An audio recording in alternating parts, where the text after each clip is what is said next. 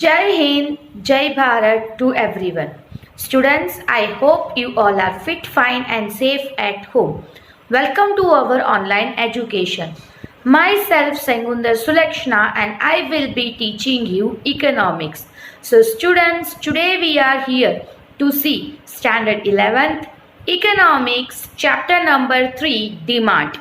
As you all know, today we are here to start up a new chapter. So today we are going to see the part 1 of the chapter number 3, Demand. So let us have a short summarization of the introduction of the chapter, that what we are going to see on this chapter. So if you are going to see what is the portion of demand in economics in the further 2 chapter, पहले के 2 chapter में कहीं ना कहीं बीच बीच में आपने demand, supply ऐसे words को देखा होगा. डिमांड इन द सेंस, जब भी एक इंडिविजुअल कोई चीज की मांग करता है, जैसे कि वो खरीदने के लिए रेडी है, पैसे देने के लिए रेडी है, तो उसे डिमांड बोला जाता है. What we are going to see in this chapter, demand के अंदर हम ये देखने वाले हैं कि पर्टिकुलर मीनिंग ऑफ डिमांड क्या है, डेफिनेशन क्या है, क्योंकि ये एक बेसिक कॉन्सेप्ट इकोनॉमी के अंदर माना जाता है.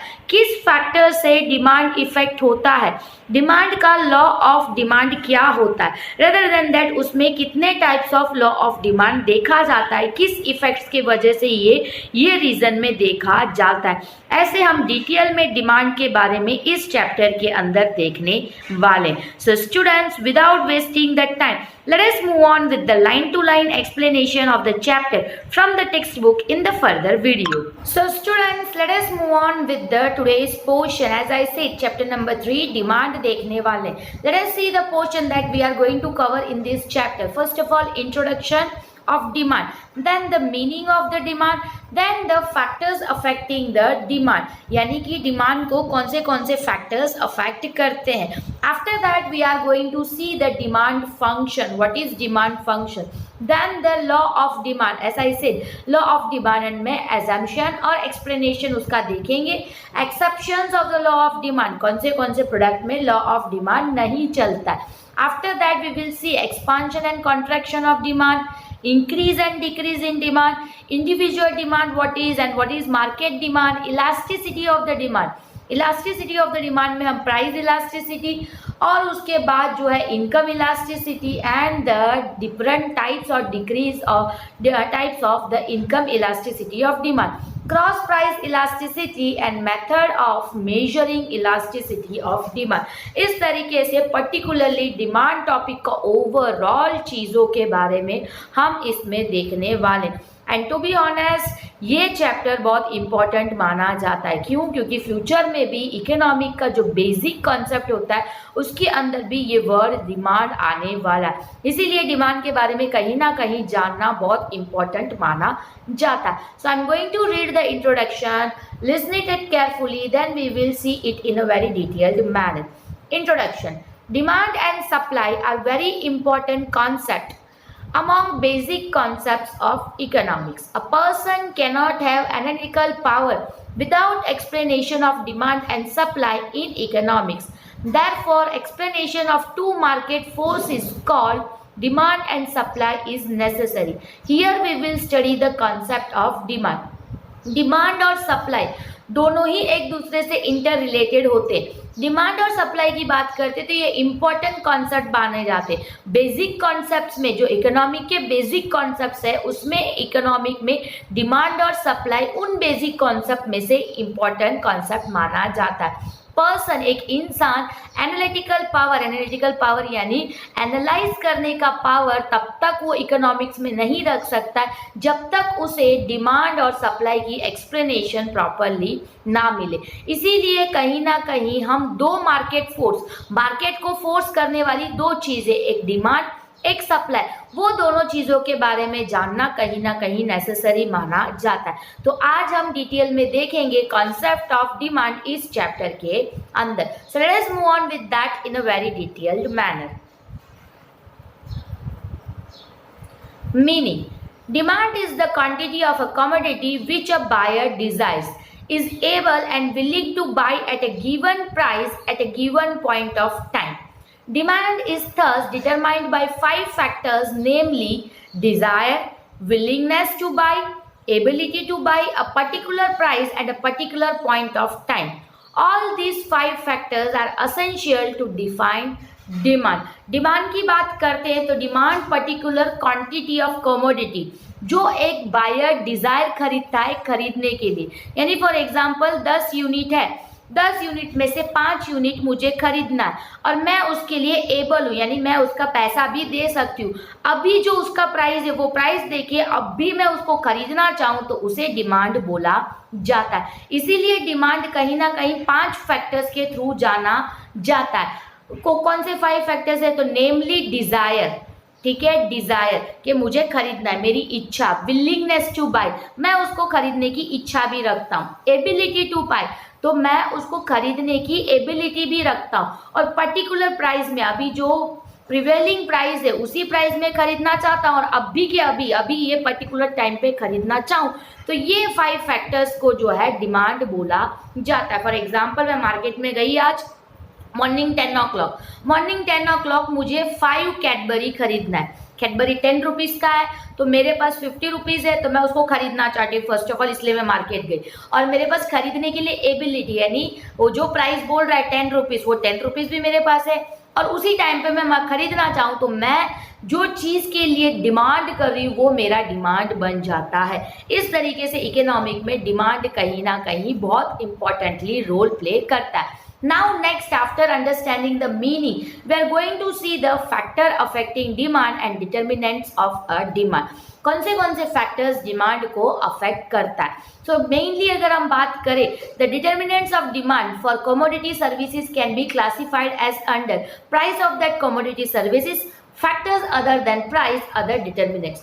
तो डिमांड को क्या क्या इफेक्ट करता है, किस रीजन के वजह से डिमांड कभी इंक्रीज तो कभी डिक्रीज में देखा जाता है? फर्स्ट ऑफ ऑल प्राइस, ठीक है, जैसे मैंने प्रीवियसली एग्जांपल बताया, मैं 10 रुपीज़ में वो खरीदने रेडी हूँ, बट मैं मार्केट गई और मुझे पता चला कि वो 12 रुपीज़ में मिल रहा है, तो मैं 50 रुपीज़ ही लेके गई, तो मैं 5 की जगह 4 खरीद के आऊँगी, यानी मेरा एक डिमांड कम हुआ। क्यों? क्योंकि प्राइस की वजह से। वैसे ही अगर मैं मार्केट में खरीदने गई, जो पोर्शन 10 रुपीज़ का एक चॉकलेट मिल रहा था वो 6 रुपीज़ का मिल रहा है, मेरे पास 50 रुपीज़ है, तो मैं क्या करूंगी, 5 की जगह 6 चॉकलेट लेके आऊंगी, तो मेरा 1 डिमांड जो है घटने की जगह बढ़ा। क्यों? क्योंकि प्राइस की वजह से। इस तरीके से डिमांड जो है अप एंड डाउन एक प्राइस के वजह से होता है। दूसरा, अदर फैक्टर्स। क्या अदर फैक्टर्स है? That we are going to see it in a very detailed manner. सबसे पहले प्राइस ऑफ द कमोडिटी और सर्विसेज के बारे में देख लेते हैं। Price of the concerned good is the most important determinant of its demand. When a price of a good falls, a rational consumer will buy more. Example, demand expands, and when price falls, a rational consumer will buy less. Demand contrast. ठीक है, तो कहीं ना कहीं हम ये बोल सकते हैं कि जब भी प्राइस ऑफ द कमोडिटी और सर्विसेज, यानी एक पर्टिकुलर प्रोडक्ट का जो प्राइस होता है वो डिमांड में बहुत इंपॉर्टेंटली काम करता है, यानी वही डिमांड को डिसाइड करता है। अगर पर्टिकुलरली एक प्रोडक्ट की प्राइस गिरता है, ठीक है, यानी 10 रुपीज़ में से 6 रुपीज़ होगा, तो हम क्या करेंगे, हम उसको ज़्यादा खरीदेंगे, क्योंकि भाव गिरा है तो हम उसको ज़्यादा खरीद के यूज़ करेंगे, और वही डिमांड उस टाइम पे एक्सपांड होता है, यानी अगर हम ज़्यादा खरीदेंगे यानी डिमांड बढ़ा। एंड जब प्राइस ज़्यादा होता है, here the price is written as fall. मैं 1 मिनट आपको दिखाती हूँ, उस जगह पे उसको राइज कर दीजिएगा, ठीक है। तो यहाँ पे ये जो फॉल्स है ये फॉल्स नहीं है, इसे राइज बोला जाता है, ठीक है। प्रिंटिंग मिस्टेक है तो देख लेना। तो जब प्राइस राइज होता है यानी प्राइस बढ़ता है, उस टाइम पे कंज्यूमर क्या करेगा, तो कम खरीदेगा। भाव बढ़ जाएगा तो हम ज़्यादा थोड़ी, जैसे कि मैंने बोला 10 रुपीज़ का 12 रुपीज़ हो जाएगा, तो मैं क्या करूंगी, 5 की जगह 4 खरीद के आऊंगी, तो उस टाइम पे कम खरीदेंगे, तो उसका मतलब डिमांड कॉन्ट्रैक्ट्स मतलब कम हो रहा है। तो प्राइस कम होने से डिमांड एक्सपांड होता है और प्राइस ज़्यादा होने से डिमांड कॉन्ट्रैक्ट्स यानी कम होता है। So now let us move on with the other factors. Price के अलावा और कौन से फैक्टर्स के वजह से डिमांड इफेक्ट होता है? Number 1, taste and preference of a consumer. To a considerable extent, demand depends upon taste and preference of a consumer. These are associated with her he likes and dislikes. If a person is fond of reading, his preference for reading will change with age. In a young age, a person prefers to read storybooks. A adolescent may prefer to read novels, and in the old age may prefer to read spiritual book. So taste और preference एक consumer का कहीं ना कहीं change होता है. कैसे change होता है? Considerable extent. डिमांड किस पे डिमांड होता है? मेरे टेस्ट पे. अगर मुझे कैडबरी खाना बहुत पसंद है, मैं ज़्यादा खरीदूंगी. अगर मुझे कुछ दिनों के बाद कैडबरी नहीं पसंद है, मुझे 5 स्टार पसंद है, इस तरीके से मैं 5 स्टार में चली जाऊं, तो कैडबरी की जो डिमांड है वो कम हो जाएगी. इस तरीके से एक कस्टमर की टेस्ट ये इंपॉर्टेंट होता है. नेक्स्ट प्रेफरेंस यानी हम जब भी कोई चीज यूज करते हैं हमारा एक प्रेफरेंस होता है. शैम्पू में सबका एक प्रेफरेंस होता है, ठीक है. फॉर एग्जाम्पल मैं जो है शिकाकाई शैम्पू यूज करती हूँ, तो आपका ऐसा होगा कि पैंटीन यूज करते होंगे, कोई एक जो है लॉरल यूज करता होगा. हम दुकान में जाए, हम दूसरा कोई प्रोडक्ट नहीं देखेंगे, हम जाएंगे और हमारा प्रोडक्ट लेके आ जाएंगे. तो हमारा प्रेफरेंस, हम फर्स्ट प्रायोरिटी किसे देते. तो कहीं ना कहीं हमारा लाइक्स और डिसलाइक, एक इंसान को अगर रीडिंग का शौक है तो एज के साथ उसका रीडिंग भी चेंज होगा. जैसे बच्चा है तब तक वो स्टोरी बुक पढ़ेगा. अगर वो एडोलेंस यानी हमारी तरह जवान है तो वो नॉवेल्स पढ़ना पसंद करेगा. अगर वही बूढ़े हो जाते यानी एज्ड पीपल हो जाते तो स्पिरिचुअल बुक पढ़ेगा. तो हमारा preference time to time change होता है, हमारा टेस्ट चेंज होता है. तो टेस्ट और प्रेफरेंस के वजह से भी काफ़ी बार जो है डिमांड अप एंड डाउन होता हुआ नजर आता है. फॉर एग्जाम्पल हम बोल सकते हैं कि जैसे फेब का मंथ आता है तब हमारा प्रायोरिटी क्या होता है? चॉकलेट्स ज़्यादा खरीदना. तो उस टाइम पे चॉकलेट का डिमांड ज़्यादा देखा जाता है. तो रेड कलर का डिमांड ज़्यादा होता है. क्यों? यू नो दैट कि 14 फेब वैलेंटाइन डे होता है, तो उस टाइम पे लोग यंगस्टर एडोलेंस क्या करते हैं? ज़्यादा खर्चा इस पे करते हैं. तो उस टाइम पे वो पर्टिकुलर पोर्शन पे ज़्यादा खर्चा होता है, तो वहाँ पे डिमांड ज़्यादा देखा जाता है. वैसे ही अगर समर आता है तो हम क्या करते हैं? समर के टाइम पे कोको कोला, कोल्ड ड्रिंक्स, ये सब ज़्यादा डिमांड करते हैं. क्यों? क्योंकि उस टाइम पे हमारा टेस्ट और प्रेफरेंस उस हिसाब से चेंज हो जाता है. तो कहीं ना कहीं टेस्ट और प्रेफरेंस क्या करता है? एक पर्टिकुलर डिमांड को अप एंड डाउन होने के लिए हेल्प आउट करता है, या उसकी चेंज होने का रीजन कहीं ना कहीं टेस्ट एंड प्रेफरेंस माना जाता है. Next, it is income of a consumer. The demand for a commodity increases with increase in the consumer's income. When income of a consumer falls, his demand for a good falls. Thus, there is a direct relationship between income and demand. However, there are some goods known as inferior goods in economics, whose demand decreases with the increase in income. Thus, these goods are exception to the direct relationship between income and demand. So, income of a consumer, कहीं ना कहीं हमारा demand कैसे होता है? तो पैसे के साथ होता है. अगर हमारे पास पैसे ज़्यादा होगा तो हम ज़्यादा खरीदेंगे, ज़्यादा डिमांड करेंगे, ठीक है. और अगर हमारे पास पैसे कम होंगे तो हम कम डिमांड करेंगे. तो पैसे हमें कहाँ से मिलता है? तो इनकम से. तो कहीं ना कहीं डिमांड इनकम के साथ कनेक्टेड है, ये माना जाता है. जब भी एक कंज्यूमर का इनकम नीचे कम होता है यानी इनकम कम होता है, जैसे अभी पैंडेमिक चल रहा है, सबको सैलरी कम मिलती है तो सबकी डिमांड कम होता है. हम क्या करते हैं? सिर्फ बेसिक नेसेसिटी ज़्यादा देखते हैं, बाकी डिमांड हर चीज़. जैसे 2 चीज़ खरीदते हो तो एक खरीदेंगे.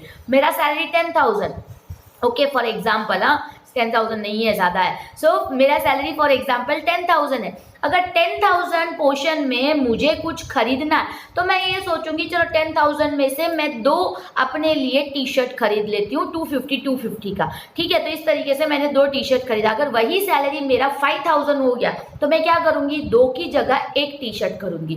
1 सैलरी कम होने की वजह से हम क्या करेंगे? डिमांड कम कर देंगे. तो इस तरीके से कहीं ना कहीं सैलरी कम होता है तो डिमांड कम होता है. वही सैलरी जब ज्यादा होता है, जैसे 10,000 में से मेरी सैलरी 20,000 होगी तो मैं क्या करूंगी? 2 की जगह 3 खरीदूंगी. चलो 4 खरीदूं, 3 खरीदूं, बट एक ज्यादा खरीदूंगी. तो इस तरीके से डायरेक्ट एक रिलेशनशिप जो है इनकम और उसका डिमांड, प्रोडक्ट के डिमांड के बीच में देखा जाता है. बट फिर भी कुछ ऐसे गुड्स है, इंफीरियर गुड्स, जो है इकोनॉमिक में इनकम के साथ कनेक्ट नहीं करता. जैसे व्हीट या बाजरा, ठीक है. बाजरा आपको पता है बहुत सस्ता मिलता है, तो हम क्या करेंगे? इनकम कम हो तब वो यूज करेंगे, बट जैसे इनकम राइज होगा तो हम उसको नहीं वीट पे चले जाएंगे। तो वैसे कुछ प्रोडक्ट्स भी है जो डिमांड डिक्रीज हो जाता है, जैसे हमारा इनकम इंक्रीज होता है। हमने क्या देखा, इनकम इंक्रीज होगा तो डिमांड भी इंक्रीज होगा। बट इनकम इंक्रीज होगा तो हम क्या करेंगे, अच्छे गुड्स के लिए डिमांड इंक्रीज करेंगे, इंफीरियर यानी जो क्वालिटी कम है उस गुड्स को हम डिक्रीज कर देंगे। इस तरीके से ये गुड्स जो है डायरेक्ट एक इनकम और डिमांड के बीच का जो रिलेशनशिप है वो इंफीरियर गुड्स में देखा नहीं जाता है, एक्सेप्शनल में ये पोर्शन देखा जाता है। बट हाँ, अगर इनकम कम हुआ तो इसका डिमांड जो है इंक्रीज होगा, उल्टा wise versa.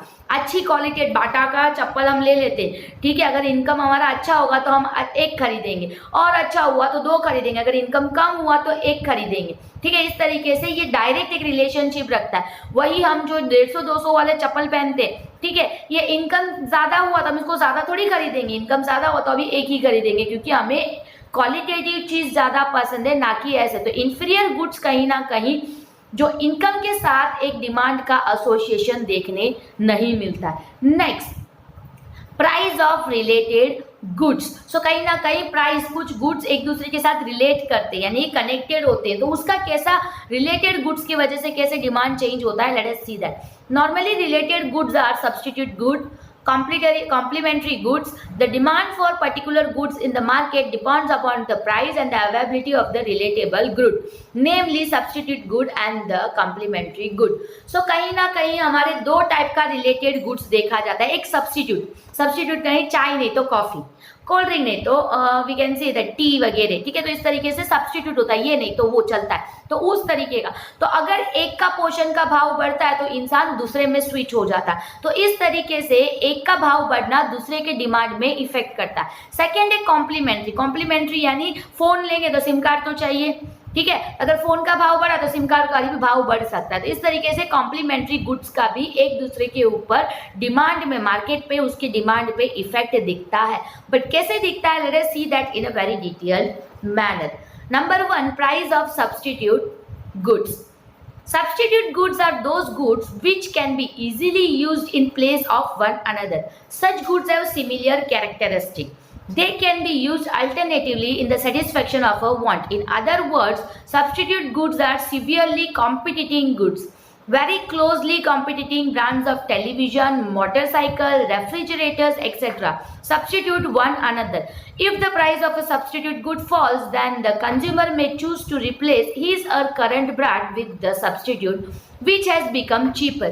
Hence, demand for a good falls when the price of the substitute falls.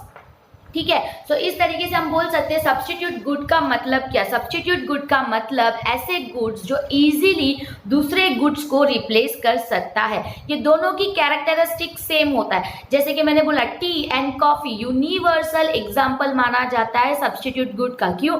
क्योंकि टी और कॉफी दोनों हम जब टायर्ड होते तब पीते, ठीक है, तो दोनों की कहीं ना कहीं दोनों से हमें एक ही सेटिस्फेक्शन मिलता है। टी पीने से भी हमें थोड़ी रिलैक्स फील होता है, कॉफी पीने से भी हमें रिलैक्स फील होता है। तो अदर वर्ड्स में हम ये बोल सकते हैं दोनों कॉम्पिटेटिव है, ठीक है ना, दोनों की एक कॉम्पिटिशन है। टी या कॉफी दोनों कॉम्पिटिशन में सामने सामने देखने मिलता है, क्लोजली दोनों कॉम्पिटेटिव है। इवन यहाँ एग्जांपल में टेलीविजन दिया गया है, टेलीविजन में हम क्या बोल सकते हैं, ओनिडा या फिलिप्स, सैमसंग, ठीक है, या फिलिप्स। तो इस तरीके से एक सब्स्टिट्यूट देखने को मिलता है। मोटरसाइकिल में हम क्या मोटरसाइकिल देखते हैं, हीरो होंडा या बजाज, ठीक है, तो ये तरीके का दो तरीके का मोटरसाइकिल, रेफ्रिजरेटर वर्लपूल या सैमसंग। तो ऐसे दो कॉम्पिटेंट होते हैं, कहीं ना कहीं एक दूसरे को ये सब्स्टिट्यूट करते। अगर फॉर एग्जांपल हम मान लेते टी का भाव बढ़ गया, ठीक है, 50 रुपया 500 मिल रहा था, अभी 100 रुपया 500 हो गया, यानी भाव तो बढ़ गया। कॉफी जो 50 रुपया 500 मिल रहा था आज भी 50 रुपया 500 ही मिल रहा है, तो हम क्या करेंगे, टी खरीदेंगे कि कॉफी खरीदेंगे? तो ऑब्वियसली कॉफी खरीदेंगे, क्योंकि 100 रुपये डबल भाव देने से अच्छा तो ये वाला खरीद के पी ले, हमें तो सिर्फ गरम गरम कुछ पीने को चाहिए, हम ऐसा सोचते हैं ना, तो कहीं ना कहीं कॉफी पे शिफ्ट हो जाएंगे। तो इस तरीके से अगर एक प्रोडक्ट का प्राइस बढ़ता है तो दूसरे सब्स्टिट्यूट पे उसका इफेक्ट दिखता है। अगर उसका भाव कम होता है, ये तो हमने बढ़ने वाला एग्जाम्पल देखा, अगर कम होता है, फॉर एग्जाम्पल टी का भाव 50 रुपीज था, कॉफी का भाव 50 रुपीज, अचानक से टी का भाव 40 रुपीज हो गया, तो जो कॉफी हमेशा प्रेफर करते हो क्या करेंगे, टी में उतर जाएंगे, क्योंकि 10 रुपए का फायदा होता था। इस तरीके से जब प्राइस बढ़ता है तो भी ऑपोनेंट में उसका इफेक्ट दिखता है, और जैसे प्राइस घटता है तो उसके ऑपोनेंट में उसका इफेक्ट दिखता है। तो सब्स्टिट्यूट ग्रोथ यानी जिसकी वजह से प्राइस बढ़ने या घटने की वजह से उसकी जो अल्टरनेटिव सब्स्टिट्यूट है यानी कॉम्पिटिटिव गुड्स है उसका जब डिमांड बढ़ने या घटने लगे उस रीजन की वजह से भी डिमांड में एक इफेक्ट देखने को मिलता है। Next it is price of complementary goods. Complementary goods are goods which are consumed together. One good cannot be consumed without the other. In other words, that must be consumed jointly to satisfy a want or need. For example, mobile card and SIM card, air conditioner and electricity, spectacle frame and spectacle glasses, etc. If the price of the complementary good rises, then the demand for the original good falls, and vice versa. Since these goods are jointly consumed, price rise in the even one of these goods makes the joint consumption expensive, and so the consumer demands lesser for the both and vice versa. So complementary good का मतलब ऐसे goods जो अकेले use नहीं किया जा सकता है, जिसके साथ दूसरे एक प्रोडक्ट ज्वाइंट होता हो। फॉर एग्जाम्पल हमने कैसे देखा कि हमने सिम कार्ड और मोबाइल देखा। अगर मोबाइल सिम कार्ड के बिना चल ही नहीं सकता और सिम कार्ड मोबाइल के बिना नहीं चल सकता, तो ये दोनों गुड्स को कॉम्प्लीमेंट्री गुड्स बोला जाता है। हमारे घर पे लाइट, फैन, एसी सब है, ये सब इलेक्ट्रिसिटी के बिना चलेगा? नो। तो इलेक्ट्रिसिटी का भाव जब बढ़ेगा तब एसी लोग कम खरीदेंगे। क्यों? क्योंकि लाके फिर इलेक्ट्रिसिटी का भाव बढ़ा है, कौन भरेगा? इस तरीके का एक कॉन्सेप्ट देखा जाता है। यहाँ पे जब भी एक कॉम्प्लीमेंट्री गुड का प्राइस बढ़ता है तो लोग क्या करेंगे, उसके साथ दूसरा जो पोर्शन एसोसिएटेड है उसको कम डिमांड करेंगे। जैसे मोबाइल का भाव बढ़ा तो लोग मोबाइल नहीं खरीदेंगे, तो ऑब्वियसली सिम कार्ड भी सेल नहीं होने वाला। सो इस तरीके से वाइस वर्सा, अगर मोबाइल का भाव गिरा तो सिम कार्ड भी ज्यादा खरीदा जाएगा। तो इस तरीके से वाइस वर्सा में हमने देखा उल्टा भी होता है। सो इन दिस सेंस हम ये बोल सकते हैं जो ओरिजिनल गुड है, ओरिजिनल गुड क्या है? तो ओरिजिनल गुड है हमारा मोबाइल फोन, सिम कार्ड तो उसका कॉम्प्लीमेंट्री गुड है, ठीक है। तो ओरिजिनल है हमारा इलेक्ट्रिसिटी, कॉम्प्लीमेंट्री में हम क्या ले सकते हैं? एसी ले सकते हैं। तो एसी हमारा ओरिजिनल होता है, कॉम्प्लीमेंट्री हमारा इलेक्ट्रिसिटी होता है, ठीक है। तो इस तरीके से कहीं ना कहीं जो ओरिजिनल गुड का भाव बढ़ा तो कहीं ना कहीं उसकी कॉम्प्लीमेंट्री में उसका इफेक्ट दिखने ही वाला है। सो इस तरीके से उस डिमांड में जो इफेक्ट दिखता है, यानी एक प्रोडक्ट का भाव बढ़ने या घटने की वजह से दूसरा प्रोडक्ट जो उसके साथ कनेक्टेड है, ये और ये दोनों अकेले नहीं चल सकते, दोनों साथ में ही चल सकते। वैसे वाले गुड्स के प्राइस के चेंज होने की वजह से भी डिमांड में इफेक्ट देखने को मिलता है। Next it is expectation about the future price. An individual expectations about the future price of a goods affect his or current demand for that good. If the consumer accepts the price of the good to rise in the future, his or demand for the food increases in the current period and vice versa.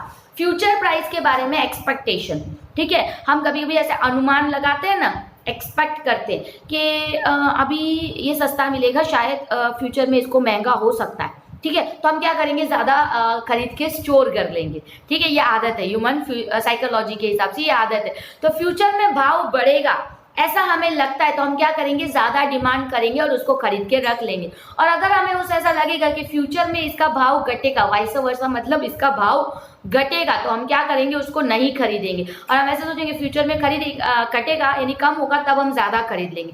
इस तरीके से demand, future में भाव बढ़ेगा तो demand बढ़ता है, अभी रिसेंट में बढ़ के उसको खरीद लेते, और अगर घटेगा ऐसा लगता है तो डिमांड कम हो जाता है। इस रीजन के फ्यूचर की जो एक्सपेक्टेशन है कि अगर फ्यूचर में भाव कम होगा या ज्यादा होगा, ऐसा जो हमारा एक्सपेक्टेशन है, इस रीजन की वजह से भी कहीं ना कहीं डिमांड जो है बढ़ता या घटता नजर आता है। सो नेक्स्ट पॉइंट है size and demographic profile of population, ठीक है। The size as well as the demographic profile of the population impact the total market and the demand for a good.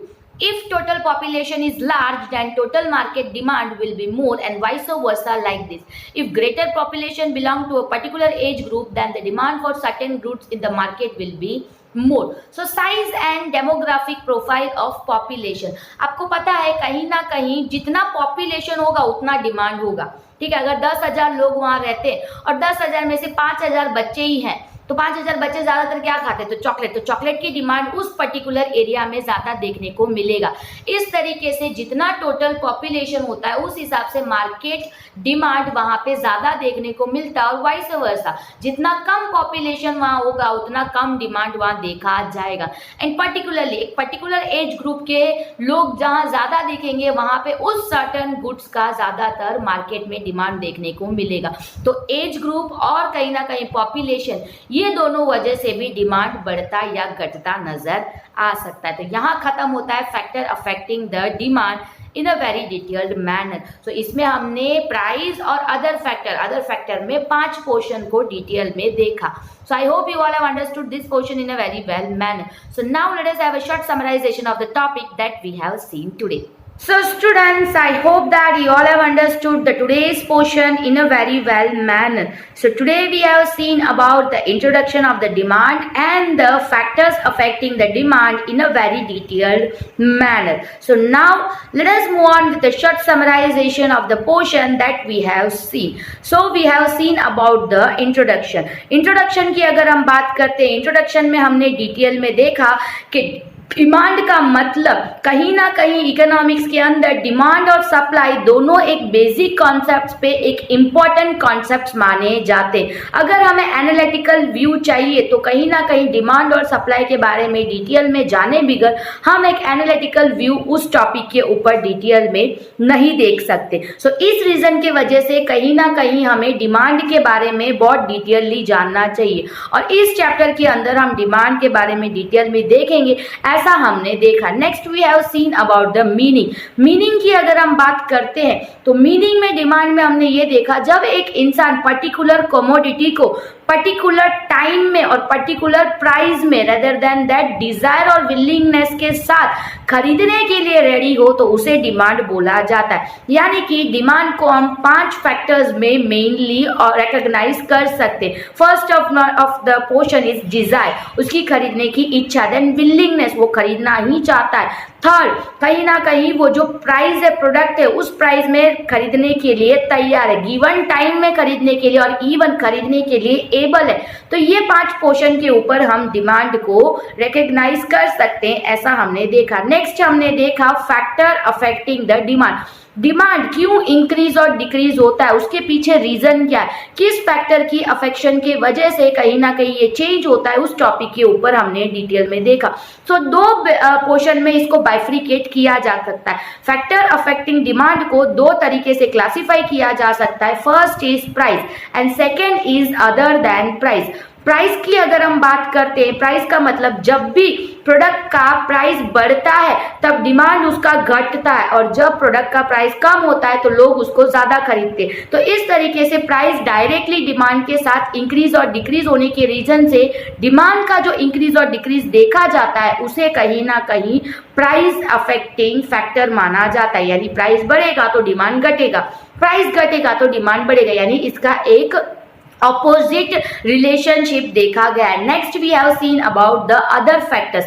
Other factors में हमने 5 topic को detail में देखा। First one is taste and preference.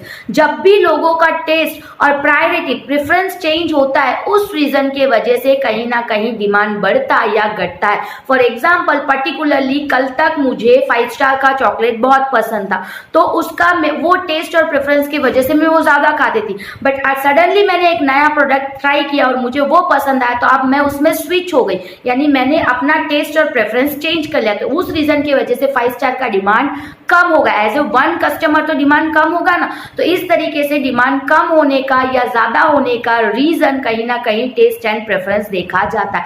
Next है income. Income की अगर हम बात करते हैं तो डायरेक्ट एक कनेक्शन इनकम और डिमांड का देखा गया। इंसान अगर ज्यादा कमाएगा तो वो ज्यादा डिमांड करेगा, अगर वो कम, उसकी सैलरी कम हो जाती है तो वो कम डिमांड करेगा। तो इस तरीके से एक डायरेक्ट रिलेशनशिप इनकम और डिमांड का देखा गया। बट इंफीरियर गुड्स की अगर हम बात करते हैं, ये इस टॉपिक से थोड़ा हटके। क्यों?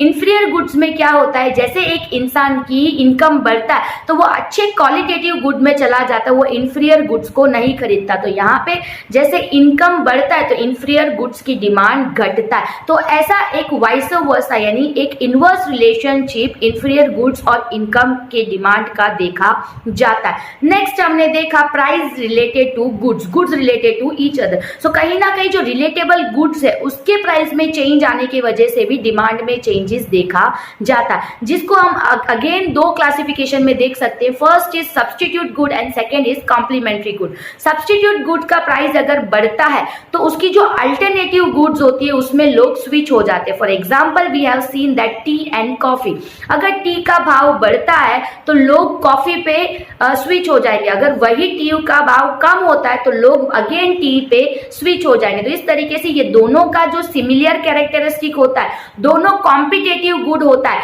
तो एक का भाव बढ़ने की वजह से दूसरे का जो डिमांड बढ़ता है वो कहीं ना कहीं जो है एक डिमांड का factor affecting price of the relatable substitute good का फैक्टर माना जाता है। नेक्स्ट है कॉम्प्लीमेंट्री गुड। कॉम्प्लीमेंट्री गुड की अगर हम बात करते हैं, यू नो दैट फोन और सिम कार्ड दोनों अलग अलग नहीं चल सकते, दोनों साथ में होगा तो ही चलेगा। तो ये दोनों की नेचर जॉइंटली होता है, एक के बिना दूसरा चलना पॉसिबल नहीं है। अगर फोन का भाव बढ़ा तो ऑब्वियसली लोग उसकी डिमांड कम करेंगे, अगर फोन का डिमांड कम हुआ तो सिम का भी डिमांड कम हो जाएगा। तो इस तरीके से एक प्रोडक्ट का प्राइस बढ़ना दूसरे प्रोडक्ट की डिमांड को कम करे और उसकी भी डिमांड को कम करे, तो इसे कहीं ना कहीं कॉम्प्लीमेंट्री का प्राइस का एक फैक्टर अफेक्टिंग माना जाता है। नेक्स्ट हमने देखा जो है एक्सपेक्टेशन ऑफ फ्यूचर प्राइस। हमें कहीं ना कहीं ऐसा होता है फ्यूचर में अगर वो प्रोडक्ट सस्ता हो गया तो हम अभी उसको डिमांड नहीं करेंगे, खरीदेंगे नहीं, फ्यूचर में भाव कम होने के बाद खरीदने की आइडिया पे रहेंगे। और अगर हमें ऐसा लगता है कि फ्यूचर में उसका भाव बढ़ सकता है तो हम क्या करेंगे, सर्टेनली उसको अभी ज्यादा डिमांड करके खरीद के रख लेंगे।